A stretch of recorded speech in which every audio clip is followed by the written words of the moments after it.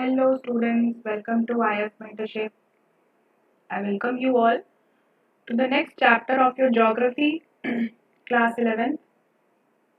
ठीक है, तो ये क्लास 11th ज्योग्राफी में चैप्टर नंबर 14 तक हम आ गए हैं. चैप्टर का एम है to tell about movement of ocean water. Previous chapter जो 13 है उसमें हमने ओशंस के बारे में पढ़ा. अब हम मूवमेंट पढ़ेंगे ओशन वाटर का. तो दोनों chapters are interconnected. Fine, चलिए आगे बढ़ते हैं.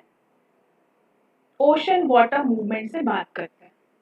The movement of ocean water is influenced by its physical characteristics and external forces. ये तो आपको पता ही होगा. ओशन वाटर अगर मूव कर रहा है तो वो क्यों कर रहा है? क्योंकि उसके पास कोई फिजिकल कैरेक्टरिस्टिक्स हैं, जैसे टेम्परेचर हुआ, सैलिनिटी हुआ, डेंसिटी हुआ.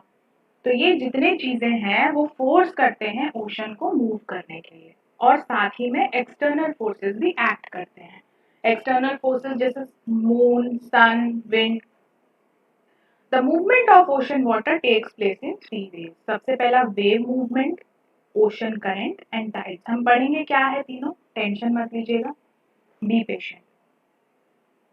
Waves and ocean currents are horizontal movements of ocean waters while the tides are due to vertical movement of the waters. जो waves हैं, आप देखते होगे waves, तो जो waves है ना वो हॉरिजॉन्टल मूवमेंट है ओशन वाटर का. ठीक है, दिख रहा है कि हॉरिजॉन्टली मूव कर रहे हैं. लेकिन जो आपका जो टाइड होता है वो वर्टिकल मूवमेंट होता है. ये वाला जो मूवमेंट है जिसकी वजह से पानी का जो बौछार है वो ऊपर की तरफ जा रहा है, वर्टिकल एक्ट कर रहा है. वो किस वजह से होता है? टाइड की वजह से होता है. What is tide? Tide is nothing but it is a force exerted by the sun, moon, जिसकी वजह से जो है, जैसे देखिए यहाँ पे आपका सन है, ठीक है, और अर्थ का सरफेस यहाँ पे है, यहाँ पे आपका वाटर है. तो जो सन है वो अपनी तरफ खींच रहा है because it is also having a pull type of effect. तो जब वाटर का सरफेस यहाँ आता है तो वाटर एक उछाल फील करता है. ठीक है, तो यही है आपका टाइड. क्लियर हो गई चीजें?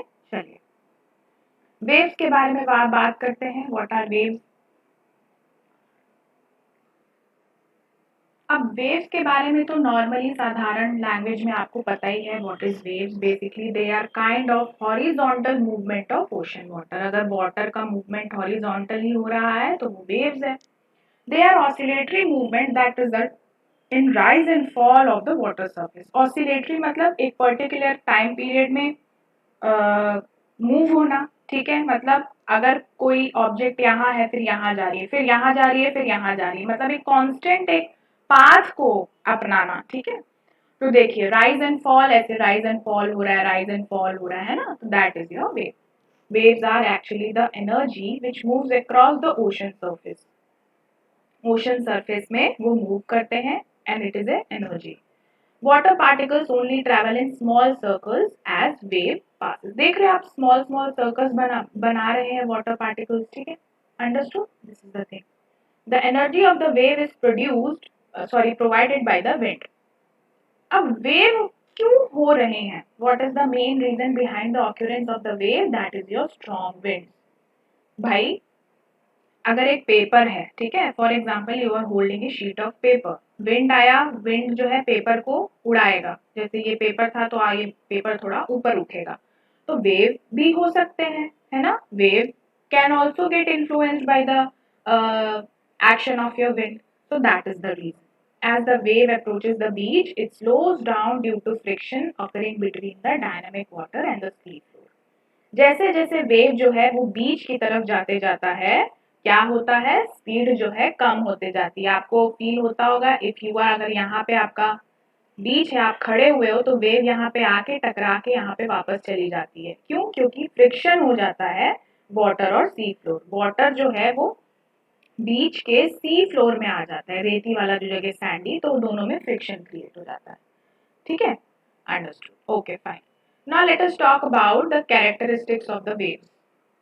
वेव्स का कैरेक्टरिस्टिक्स, सबसे पहला है वेव क्रेस्ट. वेव के बारे में हम पढ़ रहे हैं, उनके क्या कैरेक्टरिस्टिक्स है. वेव क्रेस्ट क्या होता है? द अपर और the highest part of wave is called crest.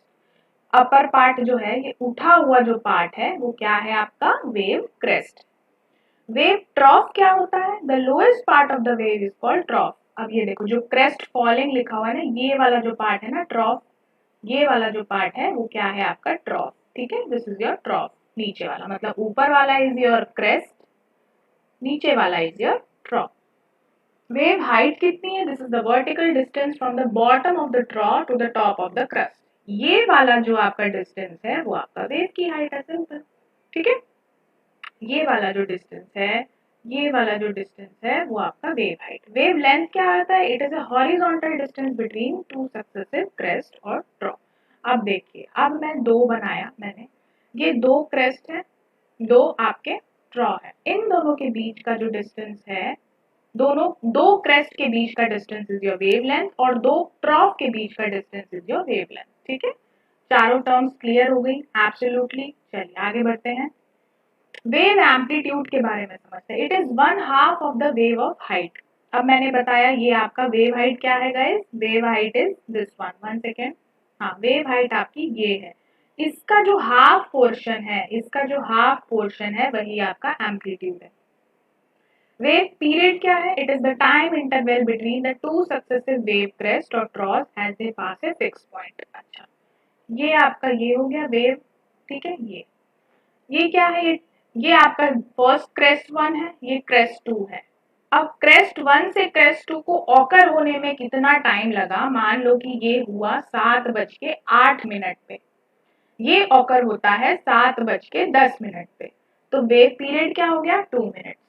समझ में आई बातें, 2 minute, this is the time interval between two successive crest. वैसे ही आप ट्रॉ से भी गिन सकते हो, अगर इस ट्रॉ को लगता है 8 बजे, ये होता है आपका 8:01 पे, तो आपका वेव पीरियड क्या हो गया 1 मिनट। क्लियर होगी चीजें, ठीक है। Wave frequency, it is the number of waves passing at a given point during 1 second of time. अब मान लो कि मैंने यहाँ पे ब्लॉक ऑफ पत्थर रखा है, ठीक है। अब मुझे देखना है कि भाई 8 बजे मैं टाइमर चलाऊंगी और 8:01 पे मेरे को देखना है कि कितने वेव्स इसको पास करेंगे, this is my water body, ठीक है। अब वेव पूरा आ रहा है, आ रहा है, ये एक वेव पास होगी, फिर दूसरी वेव आई होगी, दूसरी वेव पास होगी, फिर तीसरी वेव आई होगी, तीसरी वेव पास होगी, तो ऐसे करके 1 मिनट के अंदर कितनी वेव एक पर्टिकुलर टाइम पे, कितनी वेव एक पर्टिकुलर पॉइंट पे पास होती है, वो आपकी वेव फ्रीक्वेंसी कहलाती है, ठीक है। वेव स्पीड, इसको समझाने की जरूरत नहीं है, it is the rate at which the waves move through the water and it is measured in knots, ये आपको याद रखना है। अगर नॉट वर्ड आता है तो you should be able to understand that it is SI unit of waves. जैसे हम आलू को केजी में नापते हैं, डिस्टेंस को किलोमीटर्स में नापते हैं, है ना, तो वैसे ही आपके वेव को किस में नापते हैं, नॉट्स में, वेव के स्पीड को नॉट्स में। इतनी बातें समझ में आ गई, all clear till this point, okay fine. Now we are moving to the very important topic, that is your tides. What are tides? They are periodical rise and fall of the ocean levels once or twice a day, mainly due to the gravitational force exerted by sun, the moon and rotation of the earth. Periodic rise and fall, periodic बोला गया है मतलब कि ये constant time interval पे होते हैं। जैसे आप स्कूल जाते थे, when you were going to school, आपका 10 बजे एक क्लास स्टार्ट होता था एंड एट एग्जैक्ट 10:40 PM, अब एग्जाम्पल है ना, ऐसा मत बोला कि मैम हमारा तो 1 घंटा क्लास चलता था, अरे assume this is pseudo example, 10:40 पे बेल बज जाती थी, दैट इज पीरियोडिक, मतलब एक पर्टिकुलर टाइम पे हो रहा है चीज। तो periodic rise and fall, periodic rise and fall of ocean level once या ट्वाइस, या तो एक बार या ट्वाइस, हो क्यों रहा है, क्योंकि बहुत सारे ग्रेविटेशनल फोर्स जो है हो रहे हैं, जैसे सन का ग्रेविटेशनल फोर्स, मून का, और साथ ही में अर्थ भी रोटेट कर रही है, जिसकी वजह से आपके टाइड्स ऑकर हो रहे हैं। Tides occur due to vertical movement of the ocean water and are different from movement of water caused by meteorological effects such as wind और pressure changes। भाई wind और pressure changes से आपका horizontal movement होता है, हमेशा याद रखना, लेकिन tides की वजह से vertical movement होता है water का, ठीक है, water बहुत ऊंचाई पे जाता है। क्लियर हो गई चीजें, such water movements are called surges and are not regular like tides। और ये जो आपका हाइट पे जा रहा है उसको हम सर्जेस बोलते हैं। समझ में आ गई चीजें, चलिए अब थोड़ा समझते हैं Moon's gravitational pull is the major cause of the occurrence of the tide as it is more effective than that of the sun. अर्थ है, दिस इज योर मून, ठीक है। अब मैं अर्थ को थोड़ा सा कलर कर देती हूँ ब्लू कलर में ताकि आप कंफ्यूज ना हो। अब ये अर्थ है, ये मून है, this is your rotating, moon rotate कर रहा है जहां जहां पे इसको ओशन बॉडी मिलेगा। Guys listen to me very carefully, very important concept. ये घूम रहा है जहां जहां पे इसको ओशन वाटर मिलेगा वो अपनी तरफ वाटर को खींचेगा, वो अपनी तरफ वाटर को खींचेगा, वो अपनी तरफ वाटर को खींचेगा। तो ये उछाल आया, दिस इज योर टाइड, ठीक है। अभी तो आप ये समझ लो। चलिए अब ये मून देखो, ये मून है, ये सन है, ये अर्थ है। अब मून के सामने अगर वाटर बॉडी देख रहे हो, ये टाइडल बल्ज हुआ है थोड़ा सा, tidal bulge. The sun's gravitational pull and the centrifugal force through the rotation are the other forces that act with act along with the moon's gravitational pull. अब ये तो मून की बात समझ गए आप। अब मानो कि जो है आपका यहाँ पे भी आपका बल्ज आया, अगर मून का पोजीशन चेंज होता है तो यहाँ पे भी बल्ज आया, ठीक है। अब मून एक तरफ है, सन एक तरफ है, तो दोनों तरफ बल जाएगा, राइट ना, दोनों तरफ बल जाएगा। दूसरी चीज ये कि ऐसे भी कंडीशन होते हैं जहां पे देखो मून भी यहाँ पे है, सन भी यहाँ पे है, तो बल्ज जो है दोनों तरफ आएगा। क्यों? क्योंकि ये दोनों की वजह से, मून और सन की वजह से तो बल्ज इधर आएगा, लेकिन अर्थ भी तो अपनी तरफ खींचेगा उसको कि नहीं नहीं भैया हम नहीं जाएंगे तुम्हारे पास, मून और sun will not go, we will not, I will not throw my water towards you, नहीं नहीं। तो वो अपनी तरफ खींचने की वजह से यहाँ पे बल आ जाता है, प्रेशर पड़ता है, ठीक है। Every action has an equal and opposite reaction, ठीक है, थर्ड लॉ। तो ये समझना है कि मून और सन की वजह से तो बल्ज इस तरफ आया, लेकिन अर्थ के सेंट्रीफ्यूगल फोर्स की वजह से बल्ज उसके अपोजिट डायरेक्शन में आ रहा है, क्योंकि अर्थ भी जो है वो रिएक्ट करेगा कि no please don't snatch away my water towards you, ठीक है। तो आप इस थोड़ा कॉमेडी सेंस में भी इसको समझ सकते हैं। So the gravitational pull and the centrifugal force create two major tidal bulges on the earth. हमने समझा अभी। On the side of the earth facing moon, a tidal bulge is created because of attractive force is greater than the centrifugal force. समझ में आ गया? ये देखो, ये वाला, ठीक। चल, on the opposite side of the earth, attractive force is less as it is farther away from the moon. The centrifugal force is dominant. It results in second bulge away from the moon. मतलब कि यहाँ पे भी bulge आ गया, यहाँ पे भी bulge आ गया. The tide generating force is the difference between gravitation of the moon and the centrifugal forces. When the tide is channeled between islands into bays and estuaries, they are called tidal currents. जब tides जो है वो islands के बीच में होते हैं या beige या एस्चुरी में होते हैं तो उनको टाइडल करंट्स भी बोला जाता है। बेज एस्चुरी पता ही होगा आप लोगों को, estuary is nothing but it is a point where fresh water meets saline water. Base क्या है? बेस जो है आपका, जैसे ये मान लो इंडिया है ना, तो ये बे ऑफ बंगाल है। बे ऑफ बंगाल एक अंदर की तरफ खींचा हुआ वाटर बॉडी है जो बाकी सारे तीनों साइड से लैंड से सराउंडेड है, but any how the other portion is surrounded by water, उसको बे बोला जाता है। हाईएस्ट टाइड कहाँ कहाँ हुआ है? Bay of Fundy, Nova Scotia, Canada में भी हुआ है, ठीक है। तो चलिए, before going ahead, IS mentorship program has been designed for you all so that you can easily crack exam. We are providing everything you can see here. A to Z comprehensive program है आप लोगों के लिए, and for those students who want to join or who want to have mentor support from the start of their preparation, that is from base to advanced, वो join कर सकते हैं foundation programme. Fine, रियासत sir will help you in all aspect. He has already helped many students to crack examinations. Fine, तो आप देख सकते हैं। और हर मंथ में हम बैचेस लॉन्च करते ही हैं। अगस्त बैच के बारे में जानकारी लेने के लिए please give a call on this number, your queries will be resolved. तो फटाफट कॉल करिए because now CSE examination is very close. I know it is in May, but still for you guys it is very close. Okay, fine. Now let us try to understand some new concept, flow tide and ebb tide. अब ये flow और एब tide क्या होता है उसको समझते हैं, ठीक है। Flow tide, high tide, the time between the low tide and the high tide when the tide is rising is called the flow और flood tide, it is the rising tide. देखिए, अब लो टाइड, ये बहुत सारे आपके waves हुए हैं, ठीक है, ये ऐसे ऐसे आपके वेव हुए, ठीक है, this is your tides have been occurred. The time between the low tide and high Tide,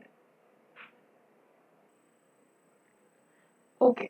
तो बेसिकली देखिए ये आपके टाइड्स मैंने बना दिए, ऐसे ऐसे हो रहे हैं। Now the time between the low tide, अब ये जो है ये आपका लो टाइड है, ठीक है, लो टाइड मतलब सबसे कम हाइट है इसकी, आप देख सकते हो, कंपेयर करो तो सबसे कम हाइट है। और हाई टाइड, और ये वाला जो टाइड है, ठीक है, जो हाई टाइड है उसको हम क्या बोलते हैं, राइजिंग टाइड, ठीक है, उसको हम क्या बोलते हैं, राइजिंग टाइड। दूसरा है एब टाइड। एब टाइड क्या है, the time between the high tide and low tide when the tide is falling, जब टाइड फॉल कर रहा है, देखो जब यहाँ से लेकर यहाँ तक जब फॉल कर रहा है तो उसको बोला जाता है एब टाइड। समझ में आई चीजें? देखो I am explaining to you again. High tide क्या होती है, व्हाट इज हाई टाइड? तो ये जो आपका ये जो टाइड हो रहा है, ठीक है, तो बेसिकली जो आपका लो टाइड है, ठीक, मतलब ये वाला पोर्शन, ये लो होगा ये हाई होगा, ये लो होगा ये हाई होगा, ये लो होगा ये हाई होगा। तो ये जो पोर्शन है मतलब लो से जब हाई के लिए जा रहा है तो उसको फ्लो टाइड बोला जाता है, और अगर देखें तो हाई से लो जाता है तो आपका एब टाइड होता है। तो फ्लो टाइड क्या है, एक ऊपर जाने वाला है, ये वाले टाइम पीरियड को फ्लो टाइड है और ये वाले टाइम पीरियड को एब टाइड है। क्लियर हो गया बेसिक डिफरेंस? चलिए अब टाइप्स ऑफ टाइड्स देखते हैं। Now based on their frequency of occurrence, पहला है semi diurnal tide. These are the most common tidal pattern with two high tides and two low tides each day. हर दिन आपका दो high Tide होता है, दो लो टाइड होता है। मतलब आपको ये तो समझ में आ गया हाई लो क्या है, अब उसको आप इक्वेशन में लगा दीजिए, ठीक है। तो क्या है बेसिकली, सेमी डायरनल क्या होता है, देखो ये आपका लो टाइड है, ये हाई टाइड है, ये लो टाइड है, ये हाई टाइड है, ठीक है। तो लो टाइड और हाई, दो हाई टाइड, ठीक है, that is your semi diurnal. The successive high और low tides are approximately of the same height. High tide और लो टाइड, फिर हाई टाइड लो टाइड, देखो इसकी इसकी हाइट सेम है, इसकी इसकी हाइट सेम है, क्लियर, यही बोला जा रहा है। अब डायगोनल क्या होता है, only one high tide and another low tide in each day, हर दिन या तो एक लो या तो एक high, clear. The successive high और low tides are approximately of the same height, ठीक है, वही बोला जा रहा है अप्रोक्सीमेटली। देखो इसकी भी हाइट सेम है, एब की, इसकी इसकी हाइट सेम है, इसकी हाइट सेम है, ठीक है। मिक्स टाइड क्या है, दोनों होंगे। The tide varying in height are known as mix tide. ये वाला जो है मिक्स टाइड था, ठीक है, this one was your mix tide and this one was your diurnal tide. तो डायरनल टाइड में देखिए एक, ओनली वन उठाव हो रहा है, गिराव हो रहा है, ओनली वन, ठीक है, ये पूरा एक गिना के वन है, लेकिन इसमें दो सेट हो रहे हैं। सेमी डायरनल में दो सेट हो रहा है, एक ही टाइप का दिख रहा है, इसमें बस एक ही सेट हो रहा है, और मिक्स में तो अलग अलग वेराइटी दिख रहे हैं आपको। This is your mix, this is your diurnal, this is your semi diurnal. समझ आ गई चीजें? चलिए now based on the sun, moon and the earth position, ठीक है। अब आप लोगों को ज्योग्राफी में तो पता होगा कि सन एंड मून आर रिवॉल्विंग, है ना, अर्थ भी रिवॉल्व हो रहा है, रोटेट भी हो रहे हैं सब। तो देखिए अब क्या होता है, स्प्रिंग टाइड, ध्यान से सुनते रहो। ये तब होगा जब सन, मून और अर्थ जो है वो स्ट्रेट लाइन पे है। क्या बोला मैंने, this is your son, this is your moon, this is your earth. अब मैं बोल रही हूँ कि जब सन, मून और अर्थ जब तीनों एक ही लाइन में होते हैं तो कौन सी टाइड होती है, स्प्रिंग टाइड होती है। अब ये वाला कंडीशन दो तरह से हो सकता है, ये तो पहला कंडीशन हो गया, दूसरा ऐसा भी हो सकता है कि सन, अर्थ और मून हो जाए, ये वाला कंडीशन, क्योंकि अर्थ, मून तो रिवॉल्व हो रहा है ना, it is keeping your revolution around the earth. तो या तो ये कभी यहाँ रहेगा या यहाँ रहेगा, तो दोनों केस में ये तीनों एक ही लाइन में रहेंगे, या SME होगा या SEM होगा। तो ये कौन सा टाइड होता है, ये होता है आपका spring tide. Spring tide twice a month होता है। कब होता है, it occurs twice a month, one on the full moon day, ये देखो ये आपका फुल मून है और ये आपका न्यू मून है, अमावस्या, ठीक है, and this is your Purnima, clear. तो दो बार होता है, ये आपको जानना है। चलिए अब ये आपका स्प्रिंग टाइड हो गया। नीप टाइड क्या होता है? नीप टाइड में बस ये डिफरेंस है कि तीनों जो है परपेंडिकुलर रहते हैं, ठीक है, they are making 90 degree angle. आप देख सकते हो ये आपका सन है, ये आपका अर्थ है, या तो मून यहाँ रहेगा या तो मून यहाँ रहेगा, तो दोनों केसेस में देखो ये 90 डिग्री बना रहे हैं, यहाँ पे भी 90 डिग्री बना रहे हैं, ठीक है। So basically when the sun moon are positioned at the right angles to the each other, the height of the tide will be lower than the normal and are called as neap tide. This happens normally after 7 days of spring tide. Spring tide जैसे होता है, ये जो spring Tide है उसके 7 दिन बाद होता है ये। क्योंकि देखो आप खुद ही अगर इमेजिन करो, क्योंकि रिवॉल्यूशन हो रहा है मून का, तो 7 दिन बाद यहाँ पे आ जाएगा मून, तो आपका ये नीप टाइड बन जाएगा। The gravitational forces of the sun and the moon tend to counteract each other, ठीक है। ये भी देखो ये भी खींच रही है अपने तरफ, मून भी अपने तरफ खींच रहा है, ठीक है। तो उतना ज्यादा इफेक्टिव टाइड नहीं बनेंगे क्योंकि यहाँ पे कट जा रहा है, बैलेंस ऑफ हो जा रहा है। लेकिन अगर इधर देखोगे तो बहुत तेजी से ये भी आपका पुल कर रही है और मून भी आपका पुल कर रहा है। तो spring tide is having more gravitational power, the strength of the gravity is more in the your spring as compare to the leaf, ठीक है। नाउ मैग्नीट्यूड ऑफ टाइड्स के बारे में समझते हैं। देखिए पेरिजी एक वर्ड है। When the moon's orbit is closest to the earth is called perigee. अब अर्थ है, इसके जो आसपास है वो मून रिवॉल्व कर रहा है। ऐसा मून का ऑर्बिट जो अर्थ के क्लोजेस्ट है, देखो ये वाला डिस्टेंस आप नाप के देखो और ये वाला डिस्टेंस नाप के देखो, कौन सा क्लोजेस्ट है बताओ? ये वाला। तो इसको बोला गया है पेरिजी, ठीक है। During this time usually high and low tides occur, और यहाँ पे टाइड तो बहुत तगड़े होंगे क्योंकि बहुत पास है अर्थ, और ये हमेशा वंस इन ए मंथ होता है। नेक्स्ट है आपका एपॉजी। एपॉजी उसका वाइस वर्सा, जब आपका मून दूर चला जाएगा तो क्या बनेगा? एपॉजी। When the moon is farthest from the earth, it is called apogee. During this time, the tidal ranges are less than their average height. Obviously कम टाइड होंगी क्योंकि बहुत दूर है। Perigee and apogee are 2 weeks apart, मतलब यहाँ पे अगर 7 जनवरी को अगर पेरिजी आया है तो 2 हफ्ता मतलब 21 जनवरी को आपका एपॉजी आएगा। क्लियर हो गया चीजें, ठीक है। चलिए तो अब ये भी है, एक और है पेरीहीलियन और एपीहीलियन भी नाम है। पेरीहीलियन तब बोला जाता है when the earth is very closest to the sun. देखो यहाँ पे मून के लिए पेरिजी एपोजी है, सन के लिए पेरीहीलियन एपीहीलियन, दोनों का मतलब सेम है। यहाँ पे एपोजी दूर था, यहाँ पे एपीलियन दूर है, जो ए है वो दूर दूर है, पी है तो पास पास है। क्लियर हो गया? चलो perihelion when the earth is closest to the sun around 3rd January each year. देखो ये closest to the sun, closest to the sun है हमारा अर्थ, ये जनरली 3 जनवरी को होता है। It is called perihelion. During this time there are unusually high and low tides. Obviously here आपका ऊपर नीचे होगा बहुत ज्यादा। ये आपका हो गया एपीलियन। ये कब होता है? Around 4th July. This position is aphelion. During this time the tidal ranges are much less. Obviously, as the distance is very far away, what will happen? Low tide will form. Clear?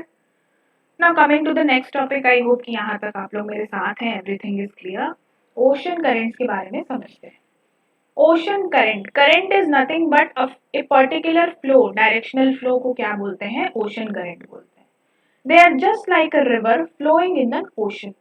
A large volume of water moving in a fairly defined direction over great distances is called ocean current. Ocean current क्या होता है? जब बहुत volume of water जो है वो एक particular direction में मूव कर रहा होता है बहुत लंबे डिस्टेंस के लिए, तो वो ओशन करंट होता है।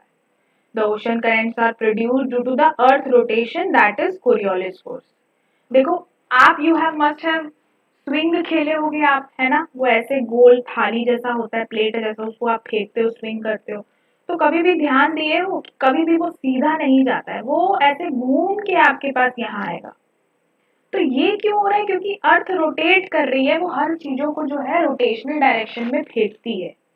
अर्थ के पास एक फोर्स है कोरियोलिस फोर्स, जो अर्थ के रोटेशन से होता है, ठीक है। तो Coriolis forces causes the water move to right in the northern and left in the southern. अब एक फिलॉसफी है कि जो नदर्न हेमिस्फीयर है वहां पे कोरियोलिस फोर्स किसी भी चीज को राइट की तरफ फेंकेगी, ठीक।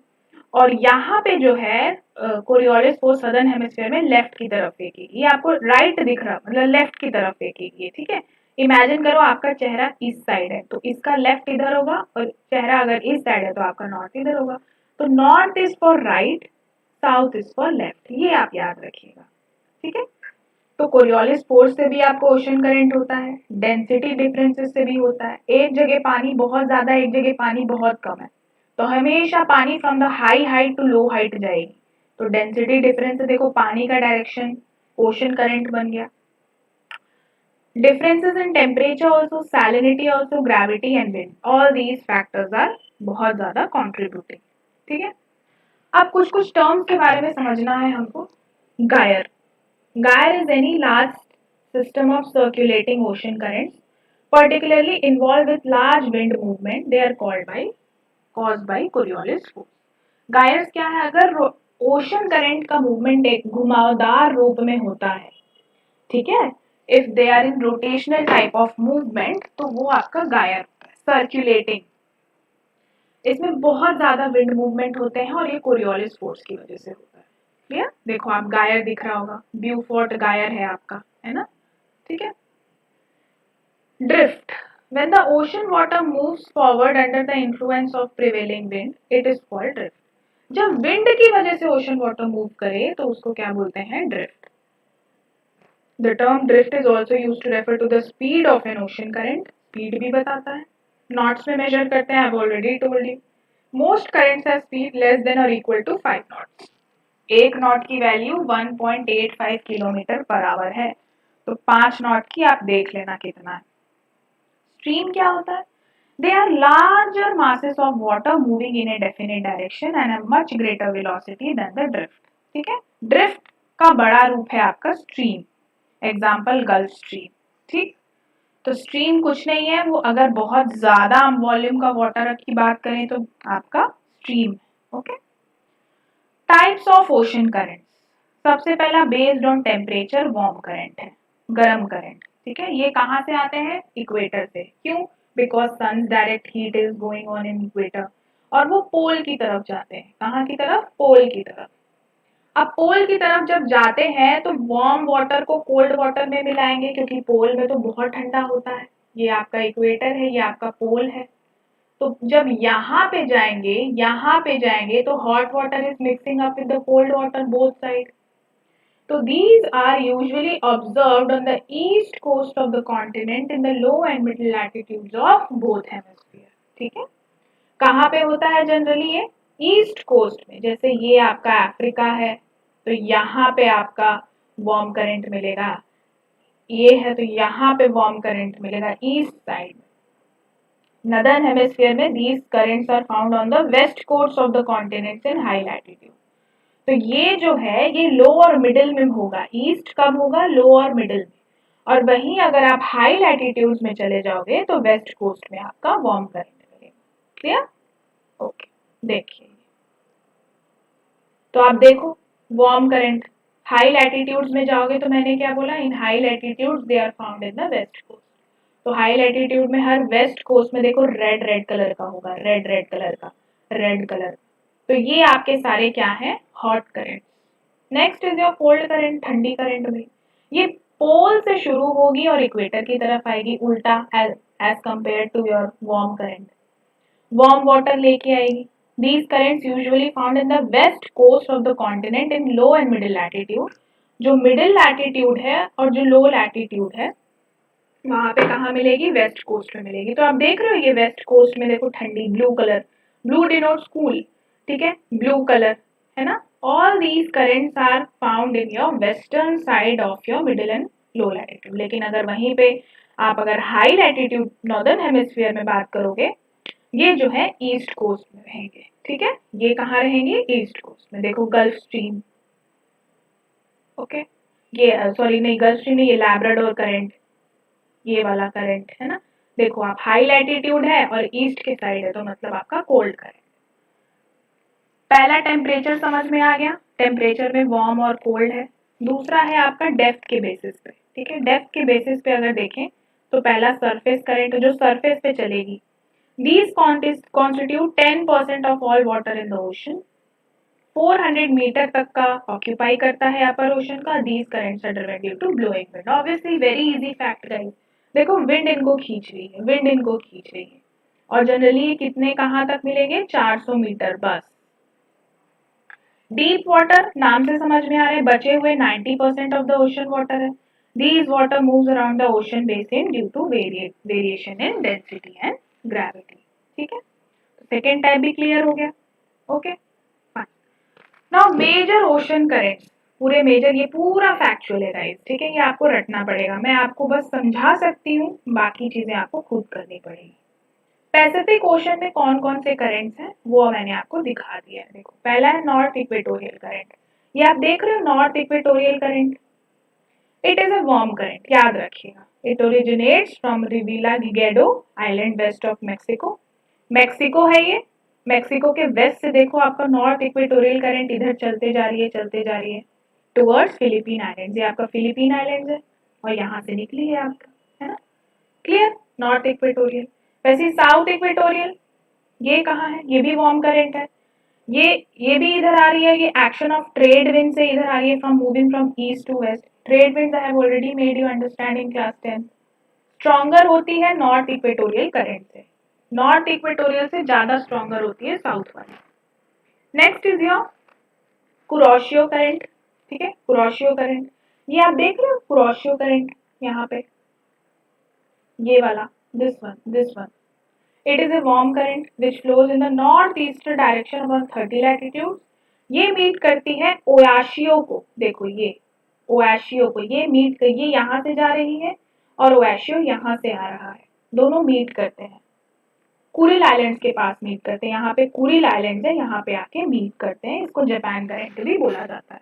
ठीक है, बस ऐसे ही समझते जाइए आप। ओयाशियो करंट हो गया, कैलिफोर्नियन करंट हो गया, पेरू करंट हो गया, वेस्ट विंड ड्रिफ्ट हो गया।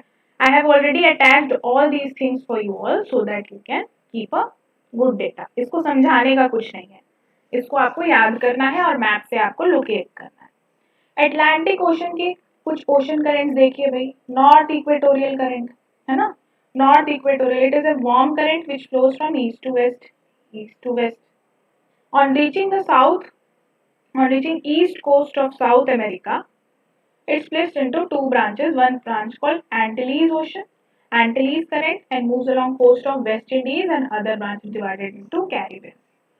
अब देखो ये एक करंट आ रही है, ध्यान दो, ये करंट आ रही है, यहाँ पे आने के बाद जो है, जैसे ही वो east coast of South America में जाती है, यहाँ पे वो दो पार्ट में डिवाइड हो जाती है।